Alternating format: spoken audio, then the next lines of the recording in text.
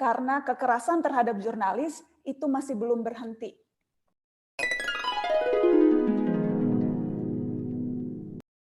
Tadi memang harus di-mention begitu, karena seperti halnya yang tadi dikatakan, rasanya di seluruh dunia ya Prof, tidak ada media yang imun terhadap berbagai tekanan, apakah itu tekanan dari negara atau tekanan dari pasar. Dan kalau kita bicara struktur dan kepemilikan industri media, itu juga kita lihat contohnya yang ada di Indonesia, konglomerasi dan sebagainya. Jadi memang ya itu salah satu contoh atau bentuk bagaimana oligark masuk ke seluruh lembaga publik, apakah lembaga resmi, demokrasi, lembaga independen dan sebagainya, tetapi juga media sebagai salah satu yang punya kekuatan untuk mempengaruhi dan mempertahankan industri kekayaan, bahasanya Prof. Winters. Apa yang bisa dilakukan? Yang pertama memang ya perlu ada aturan hukum yang akan bisa membuat pers betul-betul bisa melakukan fungsinya sebagai watchdog yang efektif, independen, dan bebas. Apakah itu aturan yang membatasi konglomerasi seperti yang tadi disebutkan Profesor Jeffrey Winters, atau aturan yang memastikan agar jurnalis bisa tanpa takut melakukan liputan investigasi. Karena kekerasan terhadap jurnalis itu masih belum berhenti. Saya tidak bicara hanya kekerasan fisik yang juga masih terus terjadi, sekarang kekerasannya Mas Febri beralih ke kekerasan digital, doxing, pembulian. Teman-teman di AJI tuh bilang tuh, trennya ke depan itu persekusi para jurnalis.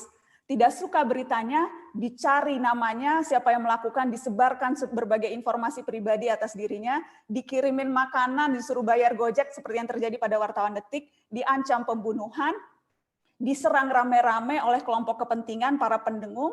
Jadi kekerasan yang sekarang dialami jurnalis bukan hanya kekerasan fisik yang kerap kali dilakukan oleh oknum aparat dan biasanya terjadi ketika liputan-liputan di lapangan begitu ya. Tapi liputan-liputan non lapangan pun sekarang menghadapi ancaman kekerasan, yaitu kekerasan digital, yang juga menurut saya trennya makin ke depan makin berbahaya. Tidak suka kritiknya, fitnah.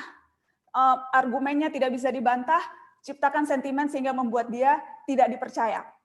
Itu yang banyak terjadi dan dialami oleh teman-teman jurnalis saat ini. Jadi aturan hukum, kalau yang pertama ya perlu untuk mengurangi konglomerasi, tapi yang kedua aturan hukum yang lebih untuk melindungi wartawan sehingga tidak takut melakukan liputan-liputan investigasi.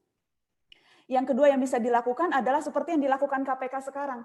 Bagaimana meningkatkan keahlian profesional jurnalistik, bagaimana melakukan pelatihan, bagaimana meningkatkan standar etika.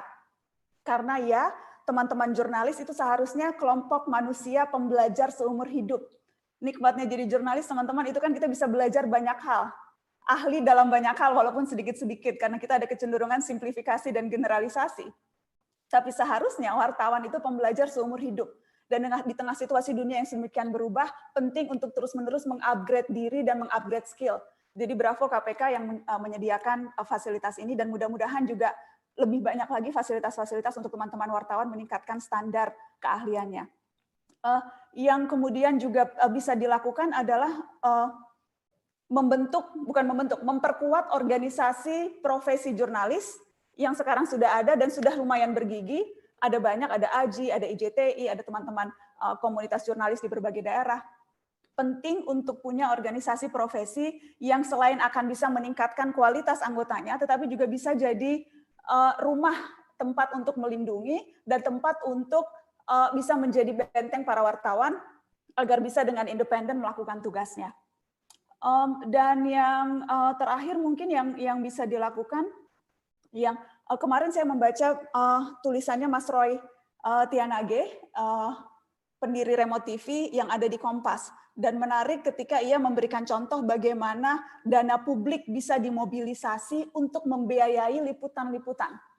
Itu sudah dilakukan di banyak negara, apakah lewat lembaga penyiaran publiknya, atau kemudian ada satu lembaga yang dibentuk yang menyalurkan funding atau dana untuk memungkinkan para wartawan, memungkinkan media untuk membiayai liputan-liputan investigasi. Karena sekali lagi, mahal luar biasa liputan investigasi itu. Dan iklannya sedikit, Mas Febri. Nggak ada sponsor yang mau deket-deket liputan investigasi karena dianggap terlalu bawa politik, atau itu terlalu ngejelimet, atau takut kalau disponsori brand tertentu nanti dianggapnya nyari musuh.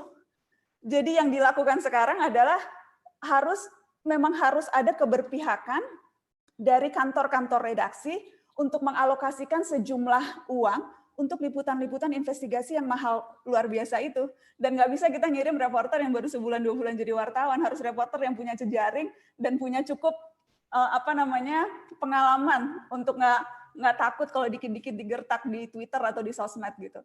Jadi ide untuk mendorong publik mengalokasikan uangnya atau lembaga publik untuk membiayai liputan-liputan investigasi itu sesuatu yang menurut saya perlu dipertimbangkan dan diseriusi.